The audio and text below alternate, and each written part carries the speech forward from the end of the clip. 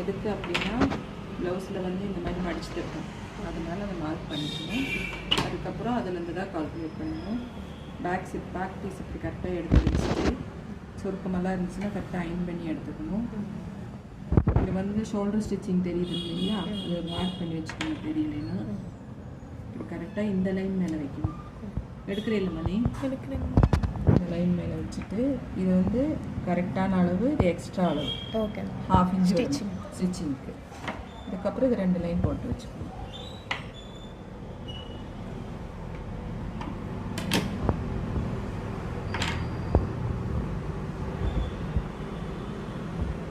அப்புறம் மடிச்சுக்கணும். கரெக்டாக நெக்களவு கரெக்டாக இருக்கலங்க உங்களுக்கு. கரெக்டாக.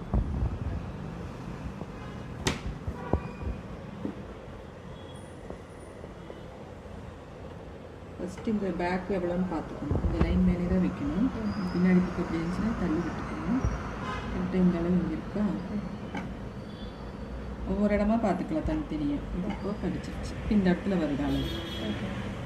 இது எக்ஸாக்ட் அளவு, இது எக்ஸ்ட்ரா அளவு மேலே பண்ணணும், கீழே பண்ணக்கூடாது. எப்போவுமே இருக்கிறதுலேருந்து ஒரு கையில் போடணுன்னா அது ½ இன்ச்சு மேலே மார்க் பண்ணணும். அதுக்கப்புறம் ஹிப் சைடு கரெக்டாக பிடிச்சிக்கணும். இது ஹிப்புடைய அளவு இங்கே வருது.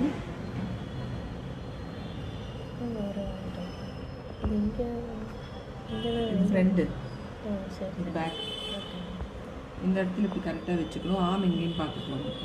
இப்படி கரெக்டாக இப்போ இங்கேயும் வரது கரெக்டாக வச்சுட்டு அதை மார்க் பண்ணி முடிச்சுட்டு அதை எடுத்துருங்க. இப்போ வந்து இந்த இடத்த கரெக்டாக இப்படி நீங்கள் வைக்கும்போது இப்படி இழுத்துட்டு போயிடக்கூடாது. இது வந்து இங்கே அந்த பால் பின் இருக்குது இல்லையா, அதை எடுத்து வச்சு இந்த பால் பின் பண்ணிக்கணும். எனக்கு தெரியுங்கிறனால இப்படியே கை வச்சு மேனேஜ் பண்ணிப்பேன். இப்படி வச்சுப்பேன். ஸோ இப்படி இறங்கக்கூடாது, இந்த இடம் இப்படி இறங்கக்கூடாது. இங்கேயும் வந்து வெளியில் எங்கேயுமே நம்மளோட இந்த லைனுக்கு வெளியில் வரக்கூடாது. அதுதான் விஷயமே.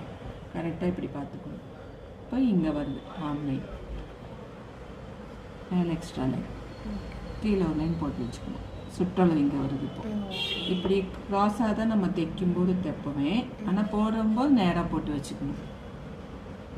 ஒரு 2 இன்ச்சு சேர்த்து வச்சுக்கணும். ஸ்டிச்சிங் 4 தையல் போடுறோம், ஏதாவது அட்ஜஸ்ட் பண்ணணும், லூஸ் வேணும், அதுக்காக. இப்போ இந்த அளவெல்லாம் முடிஞ்சிருச்சு. இப்போ நெக் லைன் போயிடலாம்.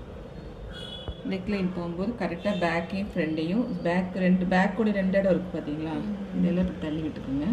இது உள்ளுக்குள்ளே தள்ளி விட்டுக்குங்க.